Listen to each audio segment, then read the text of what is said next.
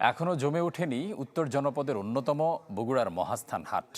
প্রচুর দেশি গরু আমদানি হলেও এখনও হাটে আসছেন না ক্রেতারা, ফলে অবিকৃতই থাকছে বেশিরভাগ গরু। তবে আনাগোনা বেড়েছে ঢাকাসহ বিভিন্ন স্থানের ব্যাপারীদের। বলছেন লাভের আশায় কম দামে গরু কিনতে এখানে আসছেন তারা। নগদ পেমেন্টে 500 টাকা পর্যন্ত ক্যাশব্যাক আর লেনদেনে প্রতিদিন ডিপ ফ্রিজ এবং ঘন্টায় ঘন্টায় এসি টিভি সহ দারুণ সব গিফট। দেশের উত্তর জনপদে কুরবানির পশুর অন্যতম বড় হাট বগুড়ার মহাস্থান। আয়তনে বৃহৎ এই হাটে অন্য বছরের মতো এবারও দেশীয় গরু নিয়ে হাজির হয়েছেন প্রান্তিক ও বাণিজ্যিক খামারিরা।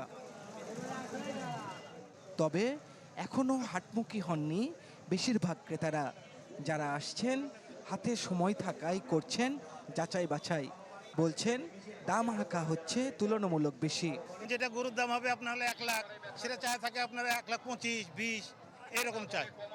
আমি তো 1 লাখ, 1,05,000। এখন বিক্রি হচ্ছে কেবল ছোট আকারের কিছু গরু।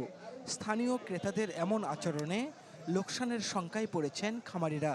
ক্রেতার কোনো রকমের কোনো আনাগোনাই নেই, বাইরের পার্টিদেরও আনাগোনা খুব কম।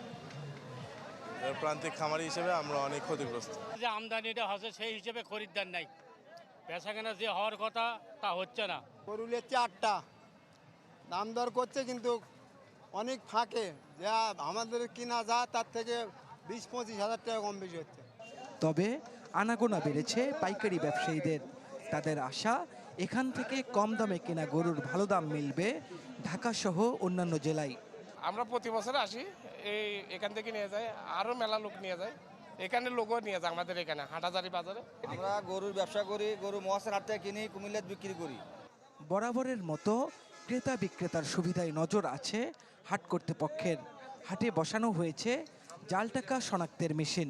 ক্রেতা এবং বিক্রেতাদের সার্বিক নিরাপত্তার ব্যবস্থা গ্রহণ করা হয়েছে পুলিশের প্রশাসন তরফ থেকে, এবং আমাদের স্বেচ্ছাসেবক রয়েছে। এখানে আপনি জাল শনাক্ত করার জন্য বাংলাদেশ ব্যাংকের তত্ত্বাবধানে অগ্রণী ব্যাংকের কর্মকর্তাগণ রয়েছে, এবং সরকারি নীতি নির্ধারণ মেনে চলে আমরা হাট পরিচালনা করছি। বগুড়ার মহাস্থানে হাটবার সপ্তাহে 2 দিন হলেও গরুর হাট বসে